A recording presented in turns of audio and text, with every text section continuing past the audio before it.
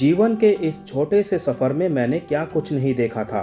Police हिरासत से फरार अपराधी की मानसिक स्थिति कितनी भयानक होती है, ये मुझसे छिपा नहीं था।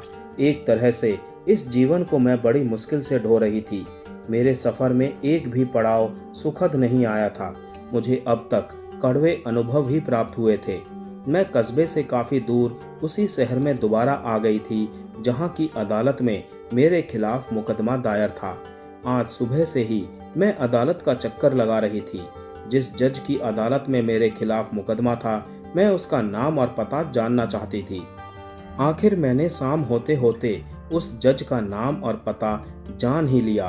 उसका नाम दीवान चंद था और वो अदालत के पास के ही कॉलोनी में रहता था। मैं जज के निजी जीवन के बारे में जानना चाहती थी। वो कैसा है, उसके शौक क्या क्या हैं, क्या वो इश्क मिजाज है, कभी कोई अपराध किया है या नहीं, वगैरह वगैरह। रात के कोई 12 बजे जब जज के बंगले पर पहुंची तो मुख्य दरवाजा बंद था। मैंने दरवाजे पर हल्की सी थपकी दी। संयोग से दरवाजा जज ने ही आकर खोला।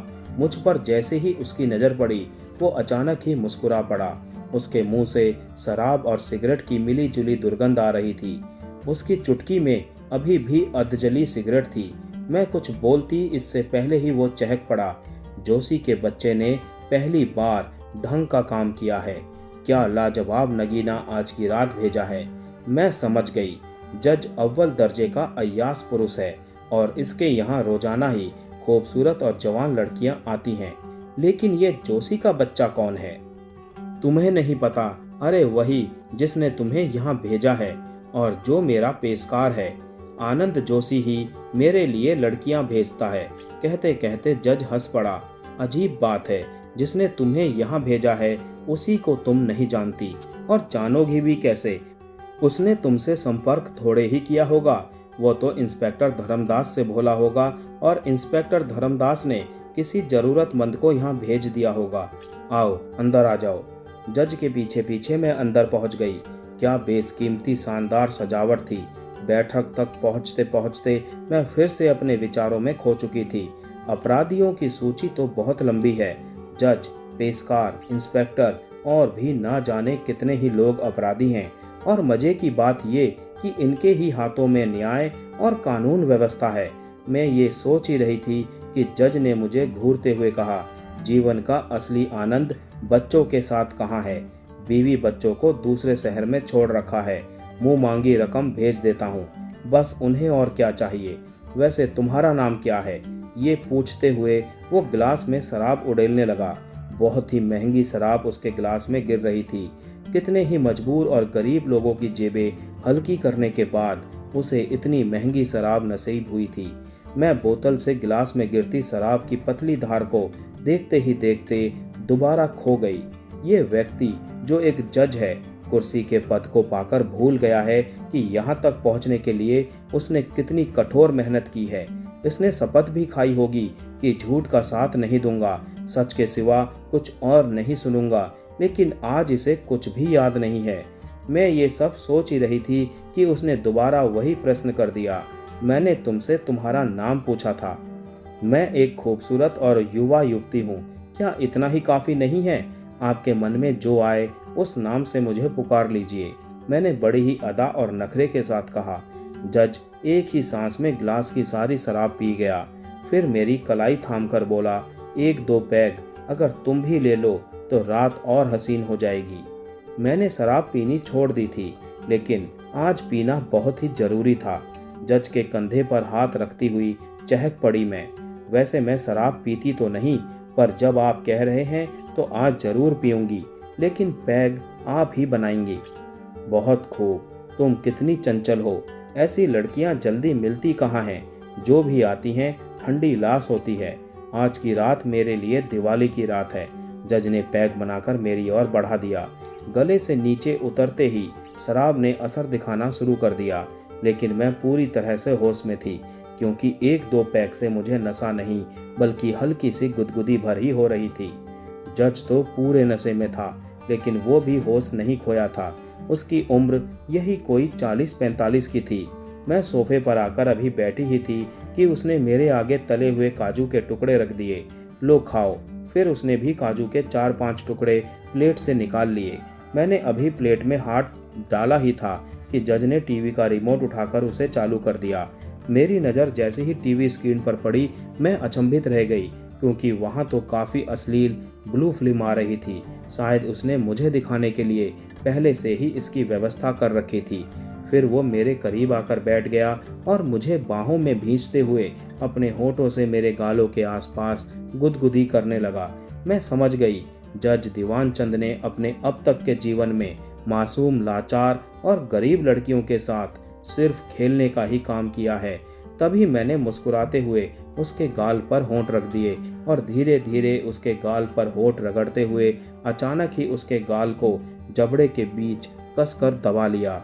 वो पागलों की तरह चीखने चिल्लाने लगा, फिर एक झटके के साथ दूर जा खड़ा हुआ। उसकी आंखों में भय झलक रहा था। मैं हंसती हुई बोली, क्या हुआ जज साहब, शराब तो आपने ही पिलाई थी। हाँ, मुझे पता है तुम्हें नशा हो गया है, लेकिन मैं नशा उतारना भी जानता हूँ। उसके यह कहते ही मैं आंखें गोल गोल नचाते हुए बोलने लगी, कम ऑन डार्लिंग, नशा उतर जाने के बाद मजा ही क्या रह जाएगा। आप भी नशे में और मैं भी नशे में हूँ, फिर ऐसे में प्यार आक्रामक होना ही है। आप चाहते भी तो यही थे ना। जज कांपते पैरों से मेरे पास आया और मेरे कंधे पर हाथ रखते हुए कहने लगा, प्यार में जानवर बन जाना ठीक नहीं होता है। तुम्हारा प्रेम जताने का तरीका तो किसी भूखी शेरनी जैसा है। उसके ये कहते ही मेरी नज़र फर्श पर पड़े अखबार पर चली गई।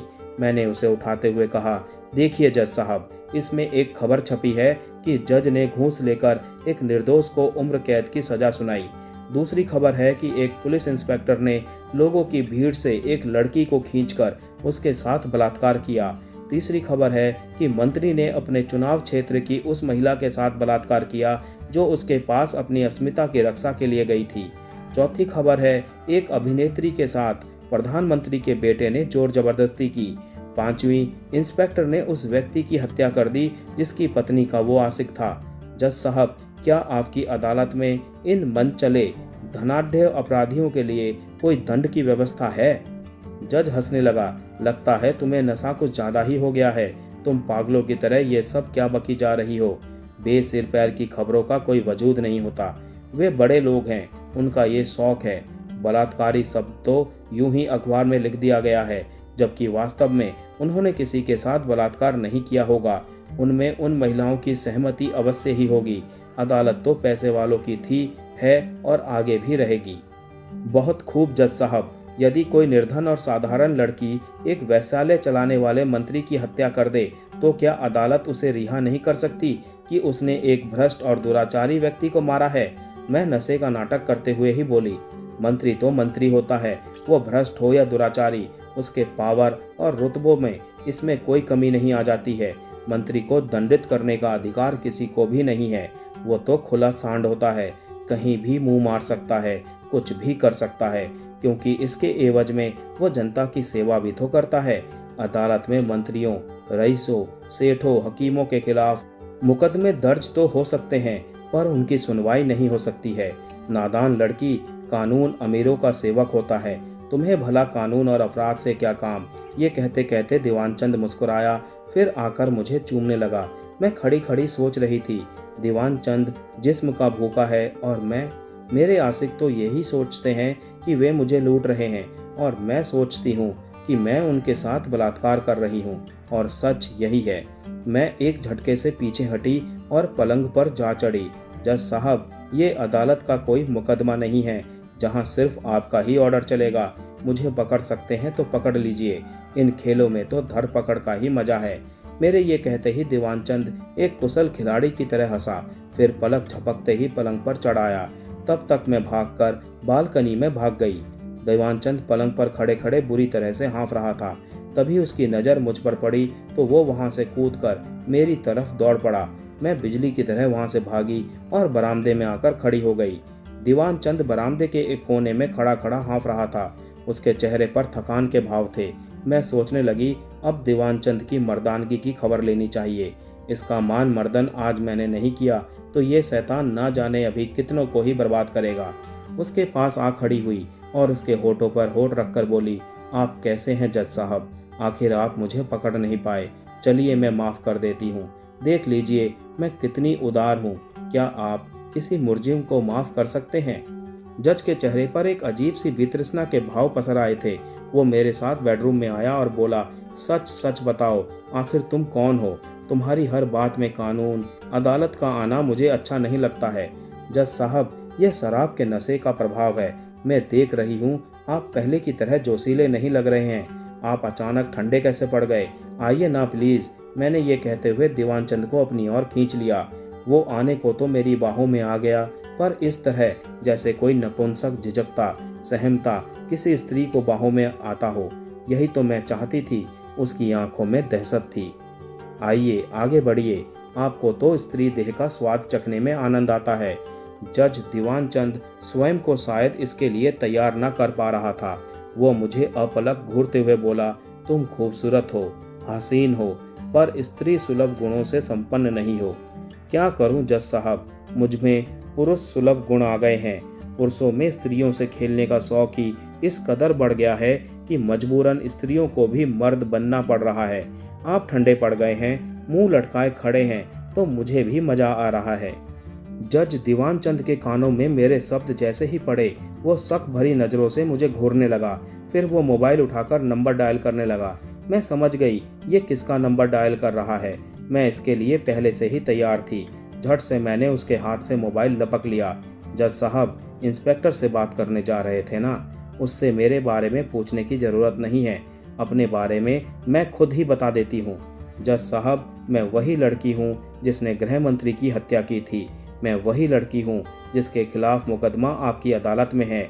मैं वही लड़की हूँ जो पुलिस हिरासत से फरार है। तुम वही लड़की हो? जज दीवान चंद की घिग्गी सी बंध गई। हाँ, मैं वही लड़की हूँ। क्या तुम अपराधी नहीं हो? तुमने लड़कियों से खेलने का गंदा शौक है। शराब तुम पीते हो, घूस तुम लेते हो, ब्लू फिल्म तुम देखते हो, निर्दोष मुजरिम को घूस लेकर तुम दोषी करार देते हो और अपने परिवार को भी छल रहे हो। सारे अपराध तो तुमसे ही शुरू होते हैं और तुम पर ही आकर खत्म हो जाते हैं। फिर तुम्हें सजा कौन देगा? तुम जज हो, तुम्हें कोई सजा नहीं देगा। तुम ऐसा गलत सोचते हो। मैं तुम्हें सजा दूंगी। मैं ये कभी नहीं चाहूंगी कि मुझे एक ऐसा जज सजा दे या एक ऐसे जज के सामने अदालत के कटघरे में मुझे खड़ा होना पड़े जो खुद एक अपराधी हो। इसमें मेरी बेइज्जती है। ये कहते हुए मैंने अपनी पिस्तौल उसकी ओर तान दी। नहीं, तुम कानून को हाथ में नहीं ले सकती हो। क्यों नहीं ले सकती हूँ? तुम कानून के रखवाले हो, इसीलिए कानून को हाथ में लोगे, और मैं एक आम नागरिक हूँ, इसीलिए कानून को हाथ में नहीं ले सकती। जज दीवान चंद, लोग कानून को अंधा कहकर मजाक उड़ाते हैं, लेकिन मैं कहती हूँ कानून अंधा नहीं, बल्कि कानून के रखवाले अंधे, भ्रष्ट, बेईमान, चोर, मक्कार और दोगले हैं। तुम जैसे लोगों ने ही कानून को अंधा बना रखा है। ये कहते कहते मैंने उसके सीने पर गोली चला दी। वो फर्श पर गिरकर छटपटाने लगा। उसके सीने से खून के बुलबुले से फव्वारे की शक्ल में फूट पड़े। फिर मैंने पीछे मुड़कर देखा। पुलिस मुझ पर बंदूक ताने खड़ी थी। मुझे जितना जीना था उतना मैं जी चुकी थी। जीवन मृत्यु के बीच का फासला मिट गया था। पिस्तौल एक तरफ फेंक कर मैंने अपने हाथ ऊपर उठा दिए। मेरे मन में कोई भय नहीं था, क्योंकि मैंने जिन्हें मारा था वो लोग अपराधी ही नहीं थे, बल्कि अपराधों के गढ़ थे। मैं चुपचाप पुलिस जीप में जाकर बैठ गई। ये कहानी तो दोस्तों यहीं ख़त्म होती है। जल्द मिलते हैं एक नई कहानी के साथ और एक नई सीरीज शुरू करते हैं। तो तब तक के लिए आप सभी को tata bye bye, take care.